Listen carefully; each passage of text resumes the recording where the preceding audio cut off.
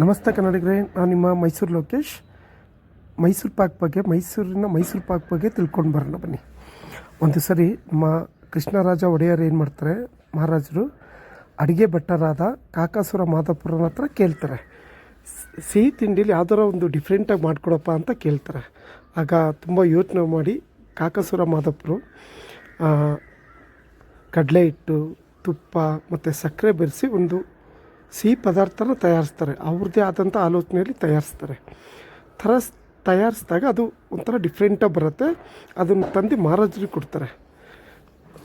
ಆಗ ಮಹಾರಾಜರು ಅದನ್ನು ತಿಂದ್ಬಿಟ್ಟು ತುಂಬ ಚೆನ್ನಾಗಿದೆ, ಇದು ತುಂಬ ಡಿಫ್ರೆಂಟಾಗಿದೆ ಅಂತೇಳಿ ತುಂಬ ಖುಷಿ ಪಡ್ತಾರೆ, ಹೆಮ್ಮೆ ಪಡ್ತಾರೆ. ಹಾಗೆ ಇದಕ್ಕೆ ಏನು ಹೆಸರಿಡೋದ ಅಂತ ಇಬ್ಬರು ಡಿಸ್ಕಸ್ ಮಾಡ್ತಾರೆ. ಆಗ ಮೈಸೂರಲ್ಲಿ ಇದು ತಯಾರಾಗಿರೋದ್ರಿಂದ ಮತ್ತು ಸಿಹಿ ತಿಂಡಿಗೆ ಪಾಕ ಅನ್ನೋದರಿಂದ ಮೈಸೂರು ಪಾಕ್ ಅಂತ ಹೆಸರಿಡೋಣ ಅಂತೇಳಿ ತೀರ್ಮಾನ ಮಾಡ್ತಾರೆ. ಆಗ ಇದನ್ನು ಒಂದು ಬಿಸ್ನೆಸ್ ಆಗಿ ಕಾಕಪ್ಪನವರು ಅದನ್ನು ಒಂದು ಅಂಗಡಿ ಮಳಿಗೆ ತೆಗಿತಾರೆ. ಆ ಮಳಿಗೆನೇ ಈಗಿರೋ ಗುರು ಸ್ವೀಟ್ಸ್. ಕಡಿಮೆ ಅಂದರೆ ಇದು 4-5 ತಲೆಮಾರಿಂದ ನಡ್ಕೊಂಬಂದಿರೋ ಸಂಪ್ರದಾಯ. ಅದಕ್ಕೆ ಮೈಸೂರಲ್ಲಿ ಗುರು ಸ್ವೀಟ್ ಅಂದರೆ ತುಂಬ ಫೇಮಸ್ಸು. ಆಮೇಲೆ ಇನ್ನೊಂದು ವಿಷಯ ಏನಂದರೆ, ಇವರು ತಯಾರಿಸೋದನ್ನ ಅವ್ರ ಮಕ್ಕಳು ಗುಪ್ತವಾಗಿ ಇಟ್ಕೊಬಂದವರೆ. ಅವರೇ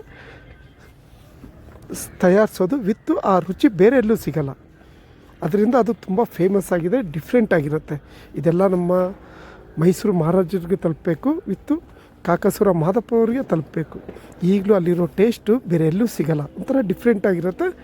ಮೈಸೂರಿಗೆ ಯಾರೇ ಬಂದರು, ಟೂರಿಸ್ಟ್ ಇರಲಿ, ವಿದೇಶಿಗರು ಬಂದರೂ ಸಹಿತ ರುಚಿ ನೋಡೋವಂಥ ಮೈಸೂರು ಪಾಕು ನಮ್ಮ ಮೈಸೂರು ಪಾಕ್. ಎಷ್ಟು ಹೆಮ್ಮೆ ಅಲ್ವಾ ನಮ್ಮ ಕರ್ನಾಟಕದ ಮೈಸೂರಿನ ಮೈಸೂರು ಪಾಕ್.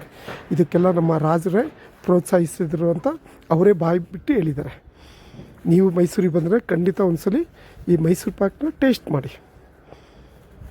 ಓಕೆ, ಬಾಯ್ ಕನ್ನಡಿಗರೇ.